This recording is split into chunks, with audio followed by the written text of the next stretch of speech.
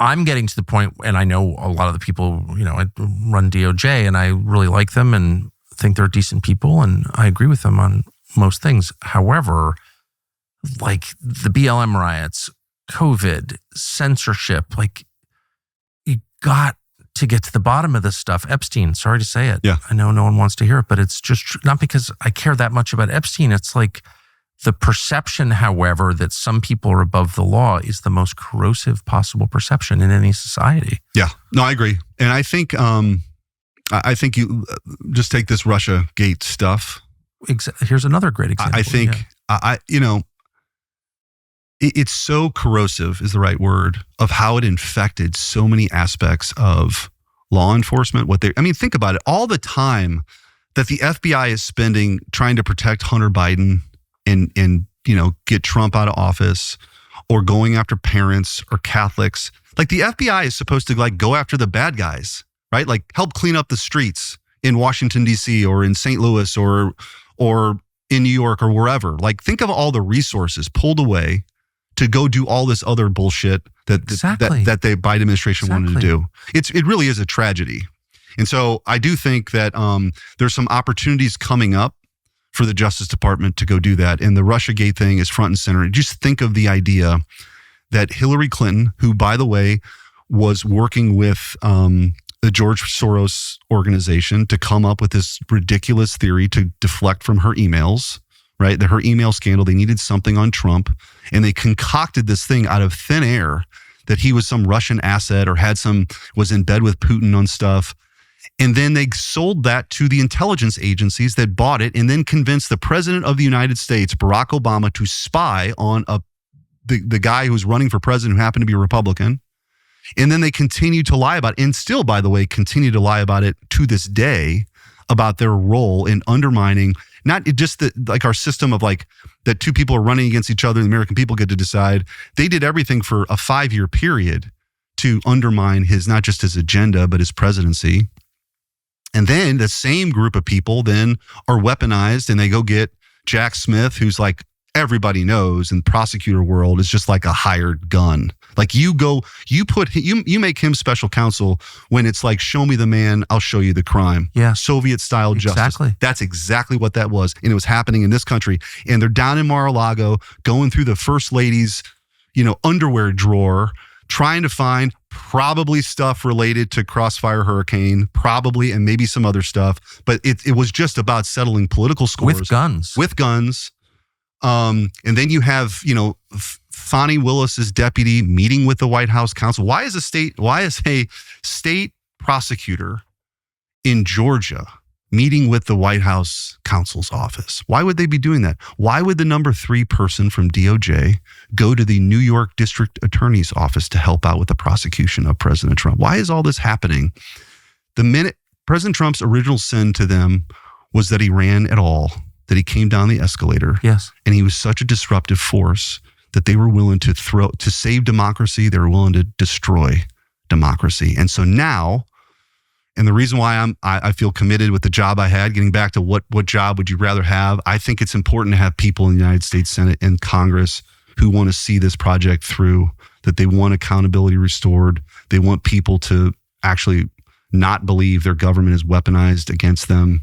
It's a tall task given the sins of the last 8 years, but it's important for this republic to last and to stand, and for our kids and grandkids. I couldn't agree more.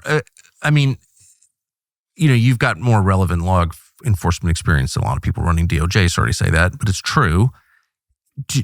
I hope that you're in contact. I won't even ask you, put you in an uncomfortable position, but I hope that you're in contact with them. And I hope that you will convey the following message: to the extent that you don't bring to light the truth and affect justice, people start to think, well, maybe you're in league with the bad guys too. Which I think is unfair. And I like the Attorney General, and I like the FBI Director, and love Bongino and all that. But I think it's fair to ask at a certain point, why aren't you prosecuting anybody for any of this stuff? And what's the answer? Well, we're really busy. Really? Are you really that busy? You know what I mean? Yeah. And maybe you're in on it too. And I don't think they are in on it. I don't think they're bad people. I'm not alleging that.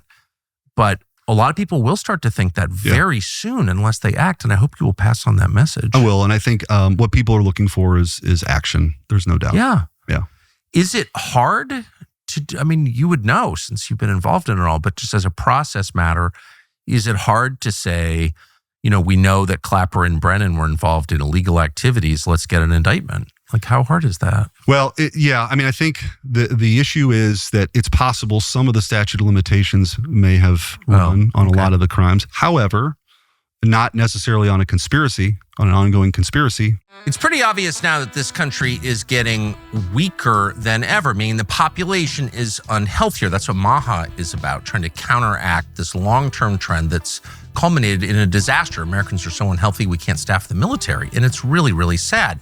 Why is this happening? Maybe because sick people are easier to control. Whatever the reason, there are answers to it. And one of them is Joy and Blokes. They are revolutionizing supplements with smart supplements are personalized for you. They're based entirely on your genetics, your biomarker data. They're not guessing. So they use labs, advanced labs that measure up to 110 key biomarkers. Then their clinicians design a precision supplement plan that's updated as your body changes. So it's not just off-the-shelf vitamins. It's much more precise and therefore much more effective. So there are about 3 billion possible combinations. And the effect is you get exactly what you need and you get nothing that you don't need. You also get 60 to 30-minute consultation, depending how much time you need. You get access to expert-guided hormone care, including testosterone optimization for both men and women, longevity medicine, cutting-edge peptide therapy, and you get it all from home. Right now, new customers get 50% off all diagnostic labs, plus 20% off all products and therapies. You also get a free 15-minute health coach consult. And the effect is the desired effect: stronger, sharper, more energy. You get it right away. Go to Joy and Blokes, JOY, and Blokes.com/Tucker, root cause medicine. It's the way healthcare ought to be. And there's also no presidential candidate immunity. Hillary Clinton doesn't have immunity. Now, Barack Obama likely does, ironically, because of the U.S. versus Trump case, where John Sauer, who's now the Solicitor General, who's my Solicitor General, argued successfully before the Supreme Court that official acts, you can't have ongoing. No. So there is such a thing as presidential immunity that was established. So Barack Obama may have presidential immunity while he was in office. I don't know if he, engaged in activities after he was out of office. Who knows? Certainly, James Comey doesn't have immunity. Clapper doesn't have immunity. Brennan doesn't have immunity. So I think, this is going to go where the facts lead. And I think that the most likely, if there was something to pursue, it's likely an ongoing conspiracy to defraud the American people. And that is a crime. So we'll see.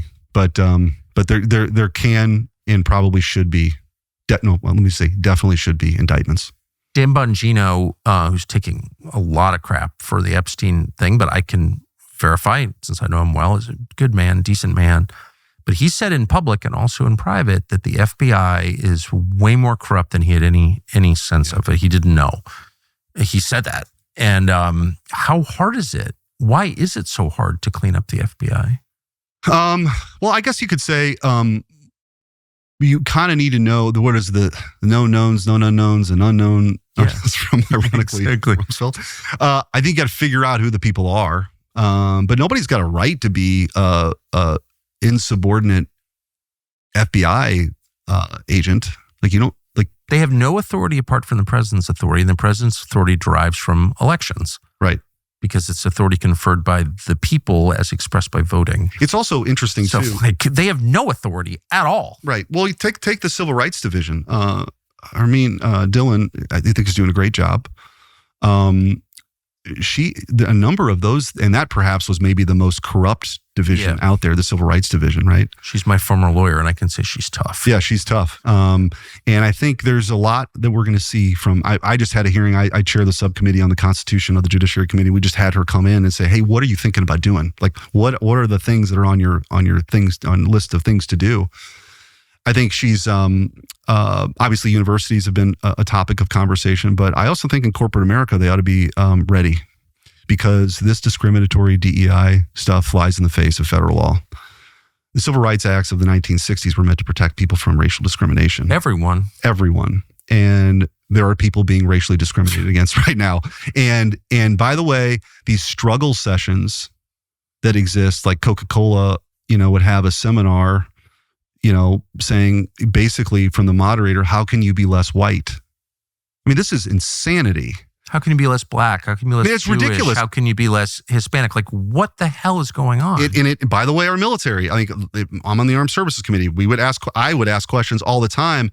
We would try to, and that went a little underground once it was exposed. But this idea of dividing the room, our military is supposed to be this great meritocracy. Anybody from any background can go serve. You can have a ticker tape parade in New York City as being a war hero. It doesn't matter where you came from, what your race is. We celebrate that. This idea of dividing the room by race and who's the oppressor and who's the oppressed is insane. But I think the Civil Rights Division is a good example. I think they're gonna pursue some things that prior regimes didn't pursue, and I think that will have an important effect on behavior as well. You do think that? I do. Do you have confidence in the Attorney General? Yeah, listen, I think President Trump's put a good team around him, and I have a ton of respect for Pam Bondi. I do.